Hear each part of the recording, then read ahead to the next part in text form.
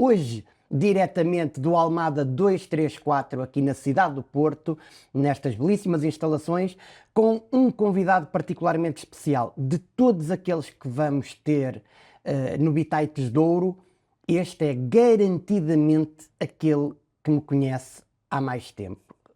Recebam com um grande aplauso aí em casa, nos teclados, no computador, o meu queridíssimo amigo Miguel Vieira.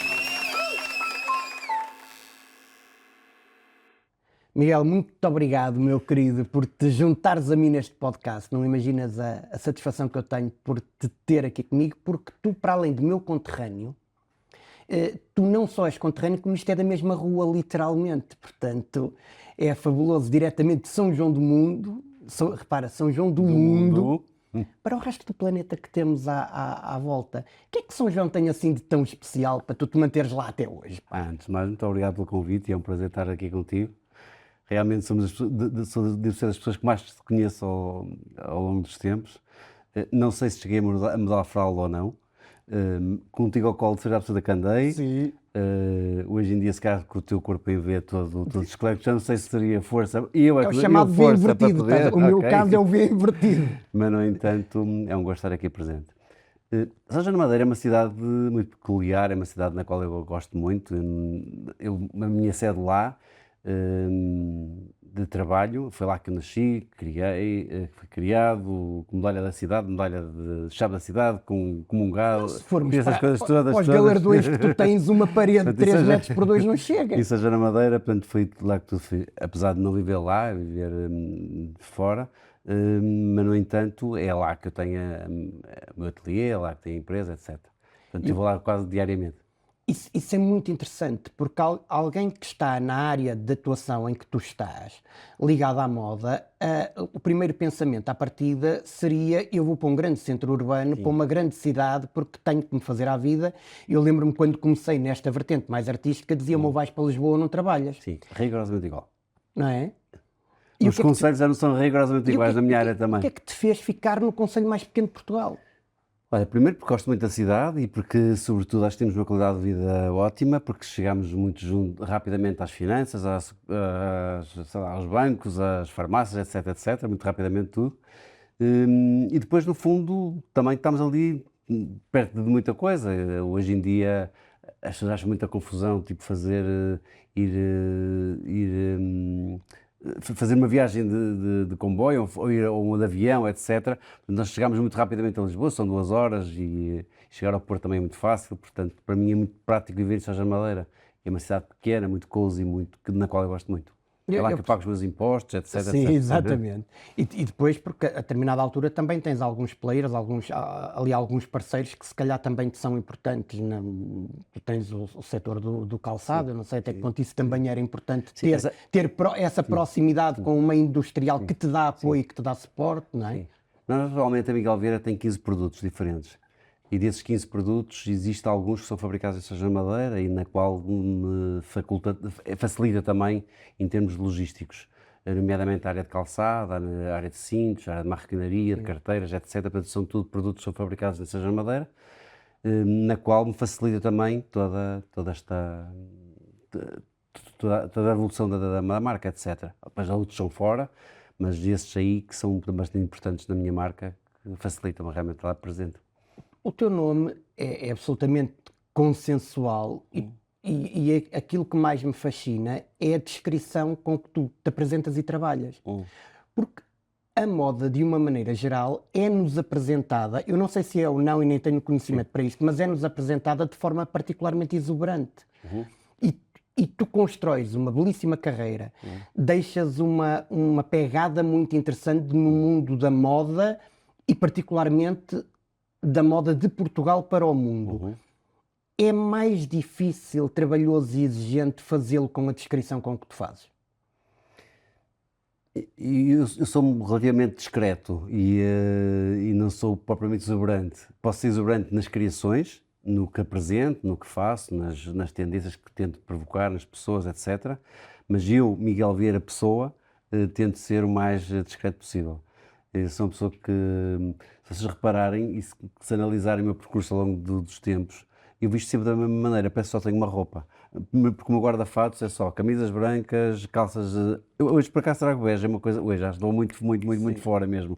Mas geralmente é azul marinho, casacos azuis e pullovers azuis, está resolvido. Vários, obviamente, mas no entanto tento ser o mais discreto possível e o mais simples possível. Mas também uma forma também de eu poder, como trabalho em moda e trabalho todos os dias com tecidos e com todos os dias com vestidos e com fatos, etc. Portanto, protejo-me a vestir de uma forma muito mais simples e não tão complicada logo de manhã para não descomplicar a situação toda. No entanto, sou uma pessoa tipo normalíssima, como tu qualquer uma, e não tão exuberante no meu dia a dia, mas sim, eventualmente nas criações somente. Eu digo isto e vou-te remeter aqui para quando a tua marca terá 35 anos à volta disso. Sim. Não é? Começou em 1988. Sim, portanto, anda próximo disso. E eu via aquilo que ia acontecendo à tua volta e íamos vendo com o orgulho de quem é vizinho, de quem te conhece, e eu via pelos meus pais, pá, que são pessoas humildes e que não têm grande conhecimento a esse nível, e o orgulho que o meu pai, por exemplo, sentia a cada sucesso teu e a cada projeto que aparecia ou a cada condecoração ou homenagem que tu tinhas. E o meu pai olhava e quando se falava do teu trabalho, o meu pai dizia: aquilo é uma coisa muito séria. O que o Miguel está a fazer é uma coisa muito séria.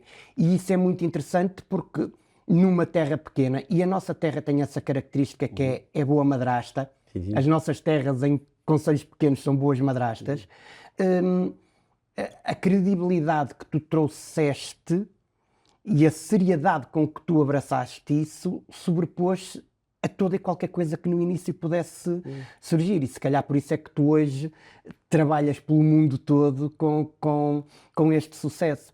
Tu apanhas uma infância pré-25 de Abril. Sim. Não é? Eu sei, nós estávamos a conversar há pouco, que tu ainda apanhas aquele ensino primário, onde hoje é a Academia de Música em frente à casa dos teus pais, com a separação de meninos e de meninas, não é? Ainda que tenha sido O último ano. o último ano, ainda apanhaste isso. Isso era natural e hoje é só um fator que te faz sorrir, ou isso molda o nosso pensamento depois ao longo dos tempos e aquilo que nós não queremos que aconteça hoje? Eu acho, sobretudo, que a educação que os nossos pais nos dão, etc., que vão nos ajudar para o resto da vida. Obviamente que depois cada um de nós temos que complementar e temos que seguir os nossos caminhos, etc. Não é somente a educação que nós temos do berço, mas entretanto e depois vamos tentando ter a nossa própria educação e a nossa maneira de estar na vida, etc. Obviamente que essas situações todas são valores que para mim são muito importantes. São valores, na altura tínhamos que cantar o hino. Eu peço que eu sou uma pessoa muito antiga, mas era verdade. Pai, foi o último ano que isso aconteceu, mas eu apanhei isso. Portanto, acho que sou um afortunado de ter passado por essa fase. De rapazes para um lado, raparigas para o outro. Nós íamos tipo a vedação e queríamos ver as miúdas que estavam do outro lado, o cantar o hino, o ter que estar em pé quando a professora estava, as reguadas que levávamos, etc. Portanto, acho que isso tudo hoje são coisas que, se isso acontecesse, que era o maior escândalo e caía o Carmen Trindade, ou porque a professora bateu, ou porque foi de castigo, ou porque ficou de orelhas de burro em frente à parede, etc., ou de castigo. Mas acho que isso tudo ajuda na nossa educação, etc. Eu acho que ficaria com muito mais medo se fosse castigado pela professora, quando chegava à casa e contasse aos meus pais que tinha sido castigado, porque além do castigo que a professora tinha dado, eu chegaria à casa e levaria um segundo castigo. Hoje em dia é impensável tal situação, não é? Hoje em dia é impensável a situação, mas acho que isso aí faz crescer as pessoas e sobretudo, ajuda na nossa evolução como seres humanos. Sim. O que é que há de ti que seja da Alzirinha e do Antonino? que para quem não sabe, a minha querida Alzirinha é a maravilhosa mãe do Miguel e o Sr. Antonino era um queridíssimo e estimado amigo também, com personalidades muito diferentes, não é? Formas de estar muito diferentes. O que há de ti que seja dos dois? Eu acho que tem um pouco das duas coisas, aqui sem aqui puxar grandes galões, etc. E eu acho que sou uma pessoa simpática, relativamente simpática. Acho que me dou bem com a maior parte das pessoas, não sou uma pessoa de muitos conflitos. Sou uma pessoa que gosto muito de dizer bom dia, boa tarde, odeio chegar no elevador e as pessoas não se cumprimentarem. E acho que isso são tudo coisas dos meus pais. Sou uma pessoa relativamente alegre com a minha mãe e sou ao mesmo tempo uma pessoa um bocadinho formal com o meu pai.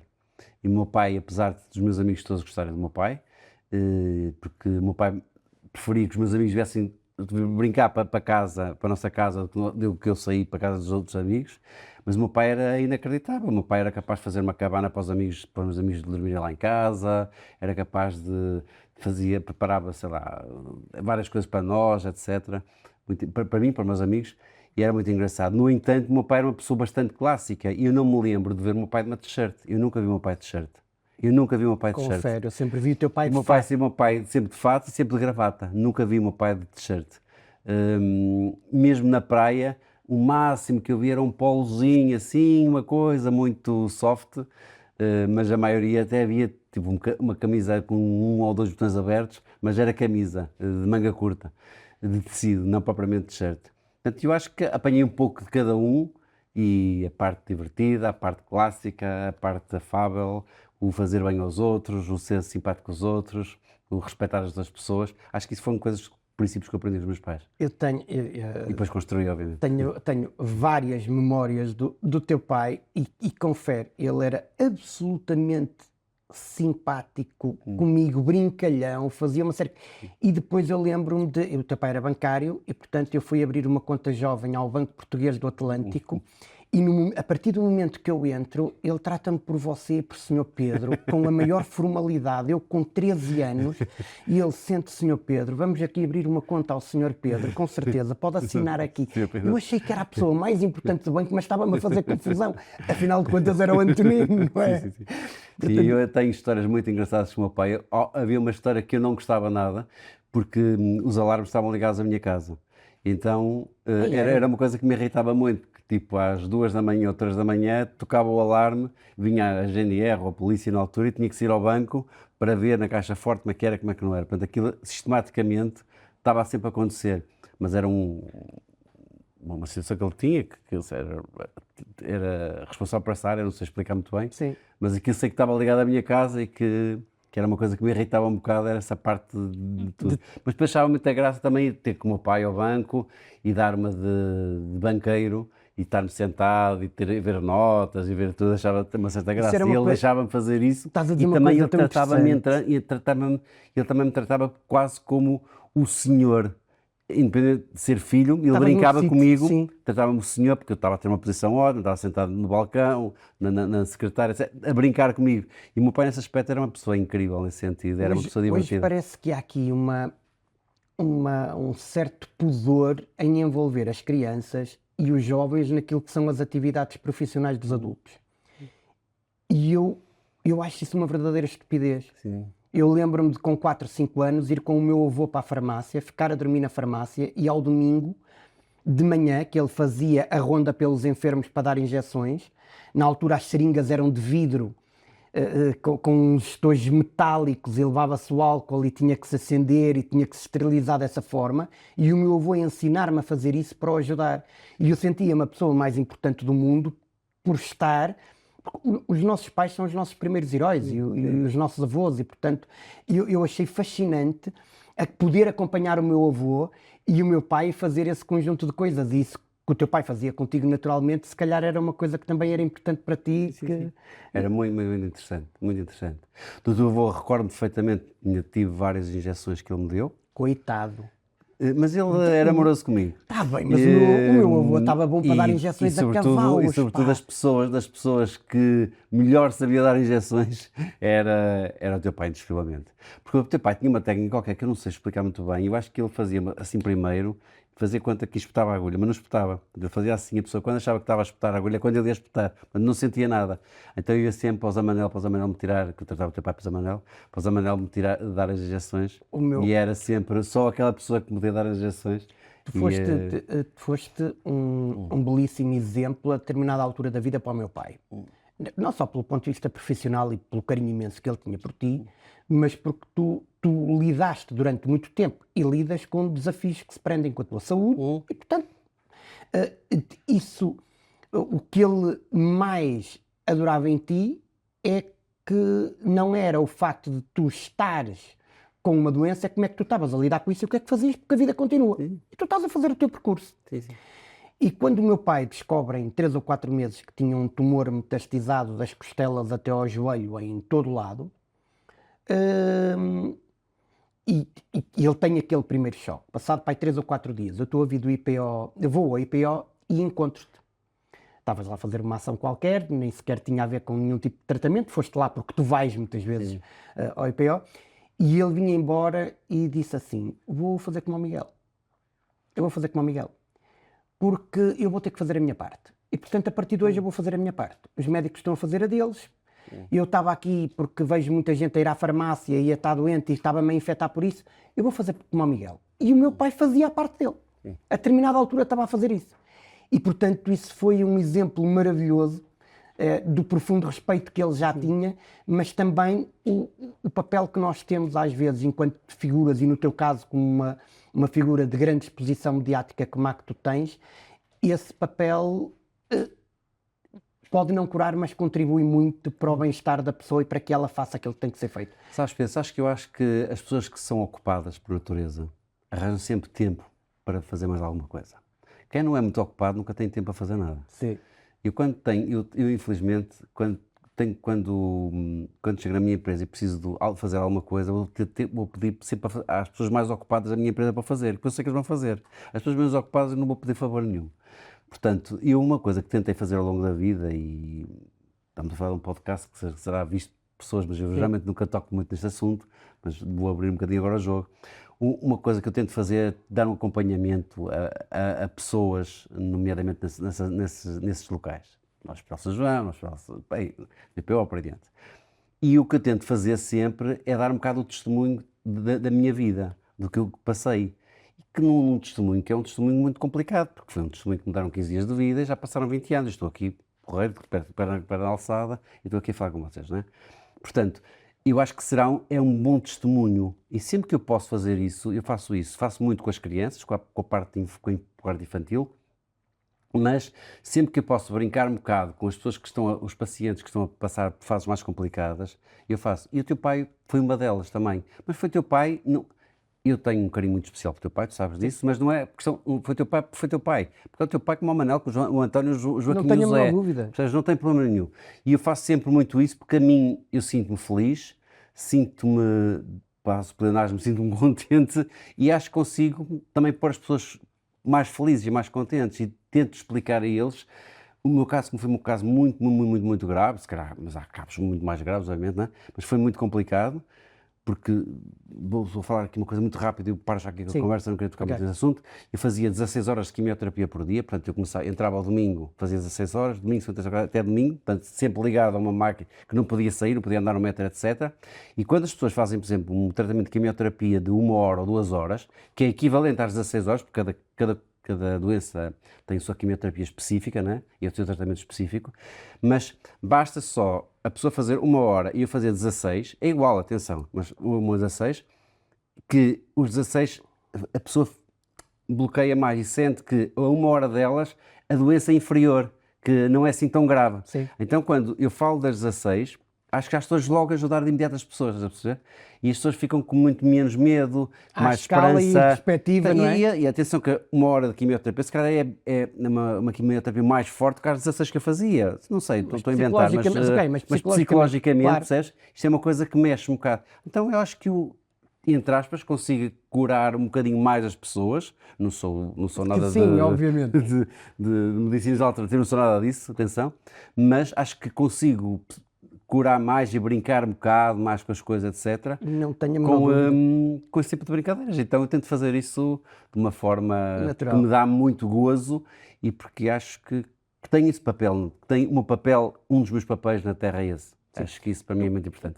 A determinada altura, nós temos que nos focar sempre bastante na carreira e passa a ser a coisa mais importante. Sim. E não é uma questão egoísta em termos de pensamento. É o que é. Nós, a determinada altura, temos mesmo que estar muito atentos à nossa carreira e o nosso foco estar ali, ponto.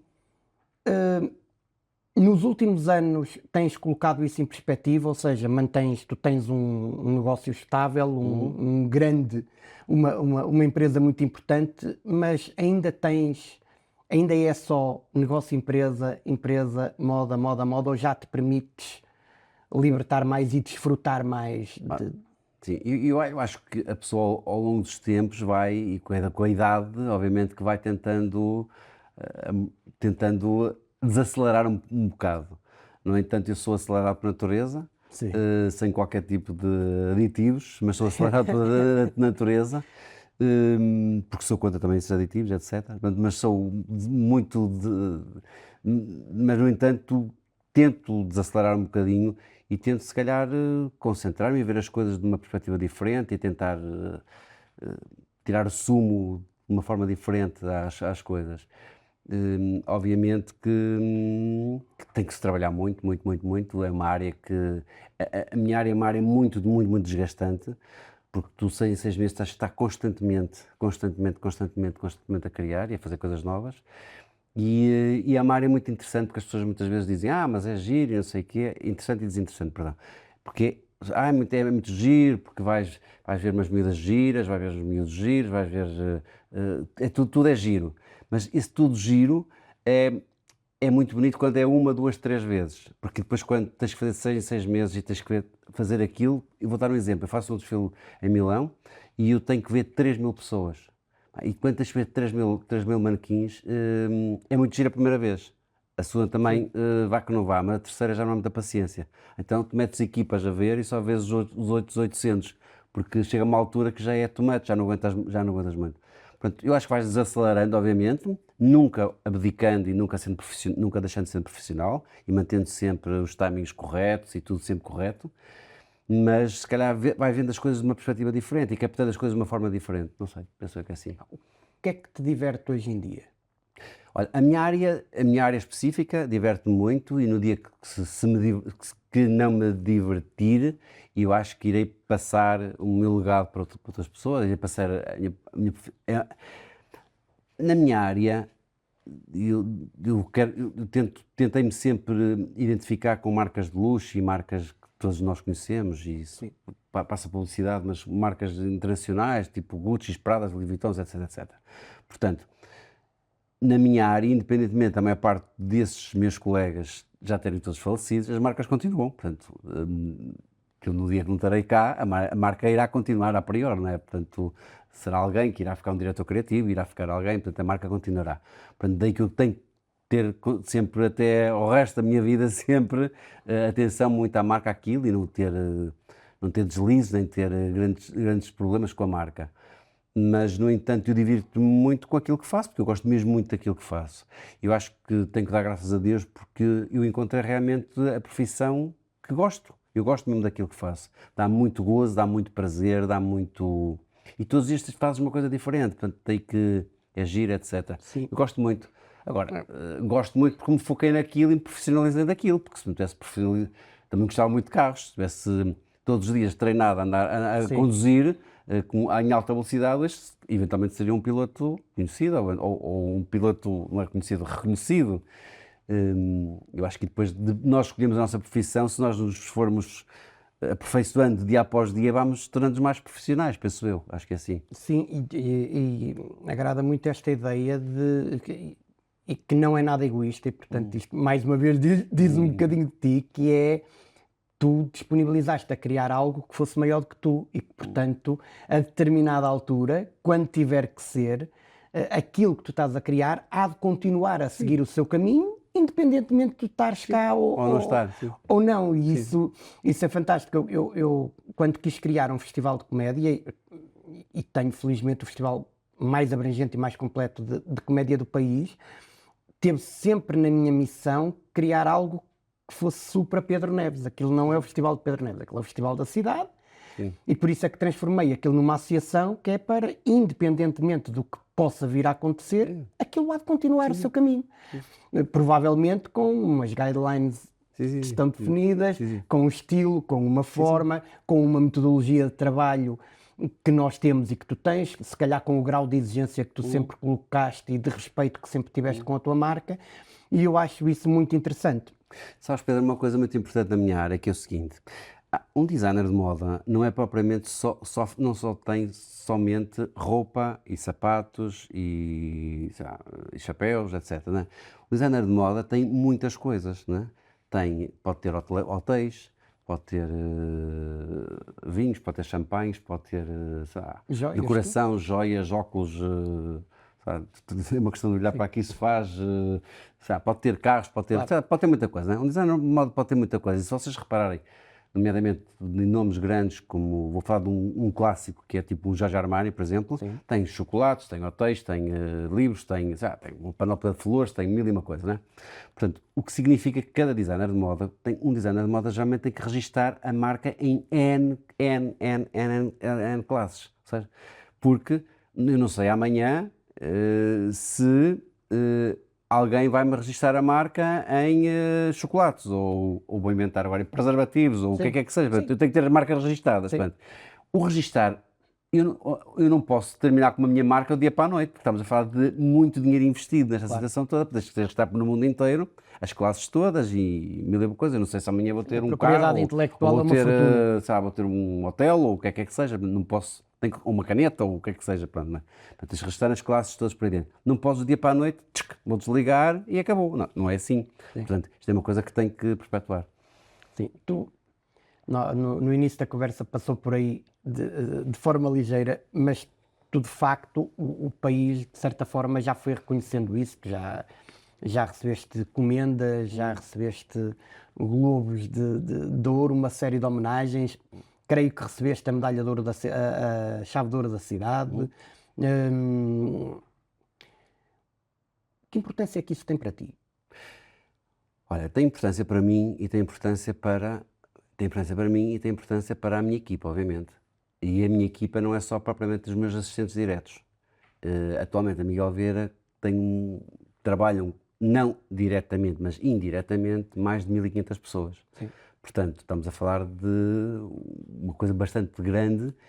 E quando digo 1500 pessoas, porque vamos imaginar, tem uma fábrica de óculos que tem 200 pessoas, vamos imaginar, tem outra de móveis que tem mais de 300 por aí dentro. Portanto, não é diretamente, mas dessas 300 que trabalham nessa fábrica, geralmente todas elas tocam um bocadinho no produto final, ok? E perdi-me o que é que estava a dizer. Não, estávamos a falar da importância que tem este tipo de homenagens para ti. Se é E as importante ou não. homenagens. Para mim, Para ti, mas para a equipa. Sim, sobretudo para a equipa. Para a equipa é muito gratificante, porque não basta só eu dizer tipo, está ótimo, maravilhoso e que foi muito giro e que o desfile correu muito bem, etc, né? Mas também esses prémios todos, eles também fazem parte deles, e eu gosto que eles toquem neles e que vejam e que mexam e que etc, porque faz parte deles. E a recompensa da exigência que tu colocas em tudo também, acho que é ótimo para todos. Agora, obviamente que não vou dizer que não fiquei muito feliz quando foi comendador com 39 anos. Pá, um Presidente da República não dá uma comenda a um miúdo de 39 anos. 39 anos eu considero um miúdo.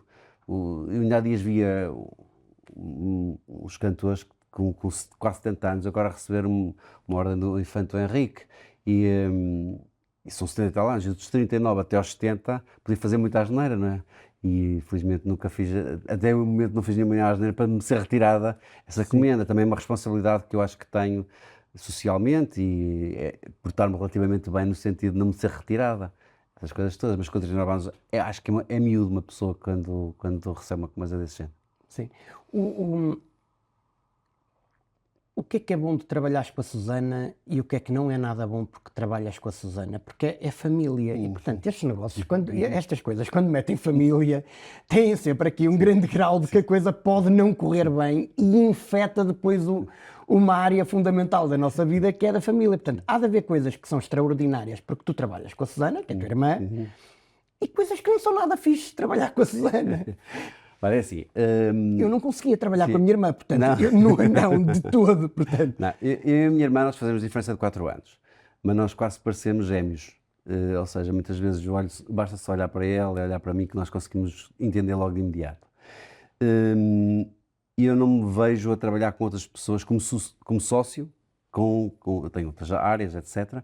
Mas como sócio não me vejo a trabalhar com outra pessoa sem ser a minha irmã. Uma das coisas boas é que nós entendemos muito bem. Uma das coisas más é que eu tenho que ocupar 2 funções, porque a minha irmã não é bem antissocial, mas é anti-festas, anti-jantares, anti-tudo. Portanto, eu tenho que fazer o meu papel e o papel dela, ok? Que é uma chatice, não é? Que as pessoas podem pensar que é muito bom, que é maravilhoso, mas que não é assim tão simpático muitas vezes, que quer chegar ao fim de semana estar a descansar, não quer estar com uma sexta com trabalho, sábado com trabalho, com domingo com trabalho, a lá com pessoas que muitas vezes o que é que se usa, o que é que não se usa, que se a saia é curta, se é comprida, se é não sei o quê, que não há paciência, que diz aguentas isso durante a semana toda. E depois há outra situação que é tipo quando eu tenho que bater no gabinete dela porque preciso de dinheiro. Não é? Porque eu preciso de dinheiro para aqui, eu preciso de dinheiro para acolá, portanto, e olhar para aquela cara que é simpática, mas depois de um momento para o outro fica meio mal-humorada, portanto não é assim uma coisa maravilhosa. Mas, portanto, tenho lados bons, tenho lados maus, mas a minha irmã é uma ótima companheira e é quase a minha alma gêmea e sobretudo é uma pessoa que está no backstage da empresa, que não quer aparecer, não quer dar entrevistas, não quer. Achas que é precisamente esse oposto que faz com que a coisa esteja verdadeiramente equilibrada? Não sei, Pedro, às vezes penso que sim, às vezes penso que não. Às vezes penso que se fôssemos mais não tão opostos que as coisas poderiam correr melhor, outras vezes penso, não, opostos corre muito bem. Depende dia após dia, percebes? Tipo, imagina, chega um fim de semana que eu estou estupidamente cansado e tenho que ir para um jantar não sei com quem e com uma mesa que nem sei quem vai ficar na minha mesa e tenho que apanhar uma seca diabólica. Pá, acho que era a minha irmã que havia de ir, não era eu, Sim. Mas também me custa dizer a ela para ela ir, então tenho que fazer essas coisas todas. Enquanto ela está a dormir maravilhosamente, eu estou até às 2 ou 3 da manhã a ter que apanhar uma seca de alguém. Sim, ia pensar, Susana, eras tu que vinhas estar aqui Eras tu que ponto, estar não é? aqui, mas pronto, ok, tudo bem. A falar de dinheiro. Já viste porque é isto? Porque, não é? Portanto, eu tenho para mim que nós temos 3 famílias. Temos a que herdamos, Sim. a que criamos e a que escolhemos. Sim. Não é? E, portanto, a Susana faz parte da que herdaste. E, portanto, e tu vais ter que ter na tua família e trazer isso para uma área que nem sempre que é business e que tem que funcionar por si e ter esta longevidade é mesmo um sinal de uma profunda cumplicidade e de um grande respeito e eu acho isso muito interessante e muito raro nas organizações hoje em dia. Sim, eu acho que é muito raro e sobretudo também mesmo para ela é uma coisa, ela tem que ter um arcabouço muito grande perante estas situações todas porque ela nunca quis ter protagonismo, ela nunca quis ter, nunca quis isso. Porque eu acho que a minha irmã não quer, porque ela agora, depois quando me ouvir, ela vai perceber o que é que eu quero dizer com isto tudo, porque ela até agora nunca lhe disse isto na cara, mas a minha irmã não quer, porque a minha irmã também percebe um bocado o quanto a outra pessoa sofre com isto aqui tudo, as secas que tem que apanhar, etc. E se calhar é um bocado isso, mas a minha irmã é a pessoa que está no backstage, é uma pessoa que nunca quis tal esse protagonismo. Quando eu falo desse protagonismo, é que eu diariamente ouço a palavra Miguel Vieira milhões de vezes. E para uma pessoa que é sócia, que está constantemente a ouvir a palavra Miguel Vieira, eu já nem posso ouvir a falar do Miguel Vieira, porque o Miguel Vieira chega uma etiqueta Miguel Vieira, mas a etiqueta Miguel Vieira é número 3 ou número 4, mas agora chega-me o cordão Miguel Vieira, mas é o 4 ou 5, agora o tecido Miguel Vieira, agora o papel Miguel Vieira, agora tudo é Miguel Vieira, portanto, de manhã à noite ouve-se Miguel Vieira, e chega uma altura que já me irrita, cansa-me o meu nome, e por isso é que amigos meus tratam-me de outra forma e não Miguel Vieira, propriamente, que eu nem quero ouvir falar de Miguel Vieira, porque Miguel Vieira é muito sério. E então, a minha mãe muito menos, né? Porque a minha mãe quando diz Miguel Vieira, oh meu Deus, né? Se o Miguel é uma coisa, quando diz Miguel Vieira é para ser um castigo qualquer, né?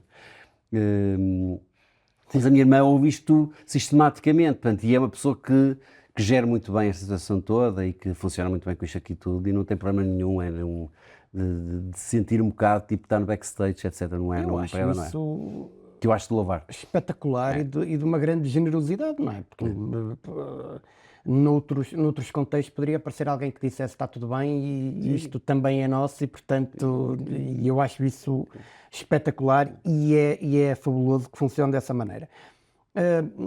Há uma série de preocupações hoje em dia. Eu acho que muitas delas, e isto é uma perspectiva muito pessoal, aparecem porque fica bem aparecer, e depois há meia dúzia de pessoas que têm mesmo uma visão relativamente a isso e vai utilizando isso. A questão da sustentabilidade para ti é importante hoje e de que forma é que tu pensas sustentabilidade para o futuro naquilo que é o teu core business? Como é que tu estás a cuidar disto?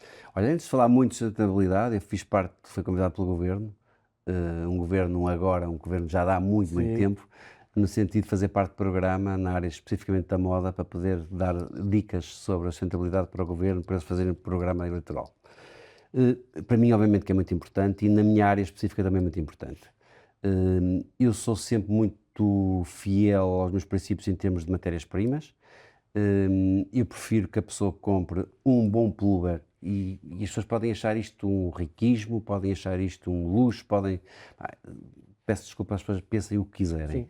Eu prefiro que a pessoa compre um bom pullover em cachemira, que realmente custa dinheiro, custa sim dinheiro, do que comprar 10 ou 20 pullovers num tecido muito mau, que vai ser usado, vai gastar, portanto, é melhor ter um bom do que 10 muito maus, 10 maus. Portanto, eu acho que Gastando exatamente o mesmo dinheiro, não é? sim, gastando, exatamente, sim, essa parte é importante. Gastando exatamente o eu estou a mesmo dar este dinheiro. exemplo para dar esse exemplo, sim. Eu estou a dar este exemplo para chegar aí, Sim. exatamente.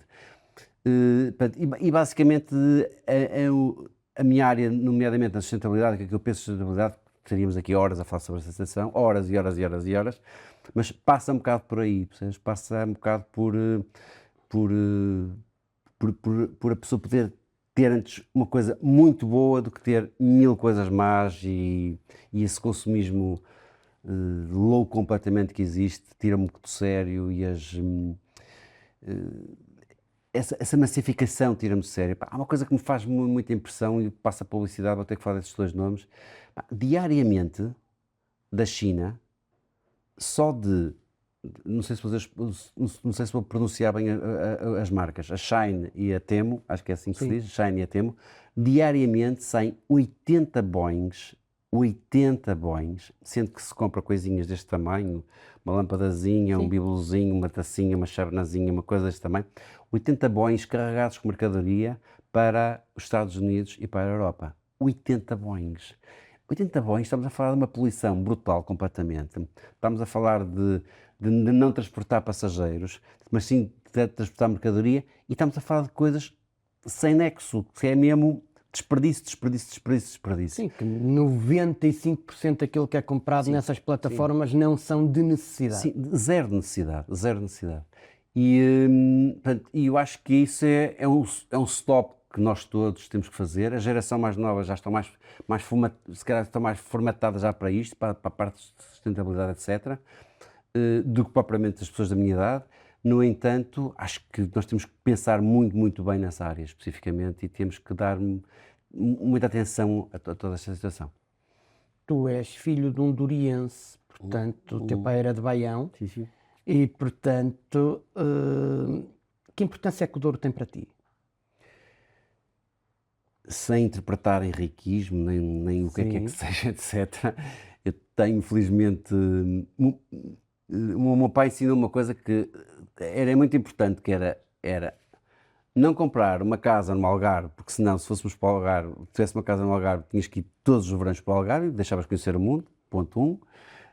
Uma outra situação é tipo não ter barcos, os barcos eram bons para os amigos. A situação é não ter piscina, porque é bom os amigos terem piscinas. Eu só tenho uma piscina nesse sentido, mas o resto não tenho. Mas, nomeadamente, tenho grandes amigos meus, felizmente, e tenho um dos grandes meus amigos que tem um barco maravilhoso, e daí que eu passo bastante tempo, fins de semana no Douro, onde durmo no barco, etc. E que para mim é uma paz inacreditável. e é um local inacreditável para se poder passar um fim de semana e descansar, e relaxar, etc. E com vistas maravilhosas, etc. Nós já percebemos como é que podemos trazer turistas a Portugal. Portugal tem tido nos últimos anos um boom gigante de turistas. Acho que é um país que está na moda por todas as características que nós, no fundo, já sabíamos que tínhamos. O receber bem, o ser um país seguro, de belíssima gastronomia, com uma paisagem encantadora. Portanto, isso está tudo cá e temos muita gente. E agora, a determinada altura, andamos a ter aqui o fenómeno, que é este fenómeno da multiculturalidade e, por exemplo, a Dor Azul, que é mecenas deste podcast, tem, a par da sustentabilidade, este valor intrínseco de prestar muita atenção às questões da multiculturalidade, porque nós precisamos de pessoas, da mesma maneira que tivemos que, a determinada altura, ir para os 7 cantos do mundo, andar a fazer isso. Como é que tu vês isto e que cuidados é que tu achas que nós hoje em dia temos que ter? Olha, acho que sobretudo nós não podemos de todo perder a nossa identidade. E perder a nossa identidade por exemplo, por exemplo, nós chegámos à Ribeira, deixa-me pensar, chegámos à Ribeira e só ver hotéis. Ou seja, é muito importante que o turista, quando venha à Ribeira, possa ver cuecas penduradas, meias penduradas, sutiãs pendurados, pijamas pendurados, rotos, toalhas, etc. Que eu acho que isso é que é o genuíno, isso é que é a nossa não perder a verdadeira identidade. Não perder a identidade. E o que atualmente nós estamos a passar a ver, estamos a retirar as meias, as cuecas, os sutiãs para adiante e estamos a ver hotéis. E sobretudo estamos a ver uma coisa que é, no resto, e depois temos apartamentos, que no resto do chão está um americano, no primeiro andar está um francês, no segundo está um chinês, depois está um brasileiro, e isso aqui, se continuar por 4, 5 por aí abaixo, mais nacionalidades sempre, ou seja, num próprio prédio nós temos não sei quantas nacionalidades. E estamos a descaracterizar o que é nosso. E eu acho esta parte muito interessante. Ontem um amigo meu tinha ido ao Bolhão. E, entretanto, eu fiz uma desfile no Bolhão, e foi na Abração do Bolhão, depois fiz o desfile do Bolhão, quando na altura do Portugal Fashion, fiz um desfile do Bolhão, que para mim foi dos desfiles que eu mais gostei de fazer. E estávamos a falar sobre esse assunto, à noite estávamos a falar sobre o assunto, ele tinha ido ao Bolhão, e ele estava a dizer, e eu perguntei, mas como é que está? Porque eu ainda não tinha ido ao Bolhão após esta sensação, após o desfile. O Bolhão está a perder características, porque de flores só tem uma florista, porque de peixeiras tem muito pouco, porque de carne também tem muito pouco, e depois tem souvenirs. Portanto, eu acho que é muito importante ouvir as senhoras que dizem as asneiras, independentemente dos nossos pais não gostarem, dos nossos avós não gostarem, de não ouvir dizer as asneiras. Mas eu acho que é giro dizer as asneiras. Eu acho que é muito bonito dizer as asneiras, porque é uma coisa genuína. Sim, e dotar e de as condições... asneiras e o piropo. Acho que é muito interessante ver aqueles piropos todos no Bolhão. Elas a falar, as vendedeiras falar de uma forma, com aquele calão, Brejeira. acho giro. Com aquela parte assim, acho muito... Obviamente sem ferir suscetibilidades, é? obviamente, não é? Mas acho isso muito genuíno, independente dos estrangeiros não perceberem, mas depois vão perguntar a alguém o que é que ele quer dizer, e eles vão dizer giro, ou uma coisa qualquer, vai entender aquilo. E acho que é isso que nós estamos neste momento a perder. E eu gostaria que as câmaras, etc., e quem está, e as partes de turismo do Norte, etc., pudessem, sobretudo, apelar para que não perdêssemos essa identidade. Eu acho que isso era das partes mais importantes. Eu concordo integralmente com isso. Estamos a terminar. Tu tens algum bitite? Isto no fundo é uma conversa simples, são bitites de ouro, só são bitites de ouro porque os convidados é que são de ouro, portanto é só por causa disso. Há algum bitite que tu gostes de mandar aos amigos? Alguma coisa que tu normalmente tens aí um soundbite que dizes sempre aos teus amigos? Tenho, mas não posso dizer. Tens, mas não podes dizer? Não, porque acho que vou fazer publicidade a umas pessoas e daí que... Mas é uma forma que eu trato às vezes muito os meus amigos. Tá, amigos e amigas sobre a situação. Ok, mas depois tens e depois dizes, meus amigos, paciência, há coisas que nós nunca havemos de pronunciar. O Harry Potter tinha aquele cujo nome não se pode pronunciar e, portanto, nós é exatamente isso. Miguel, muito obrigado. É sempre ótimo estar contigo e ter o privilégio de ter no podcast, é uma maravilha. Já sabem, sigam-nos nas plataformas todas, façam lá o sininho no YouTube para acompanhar isto e até ao próximo episódio do Biteiros Touro. Obrigado. Obrigado.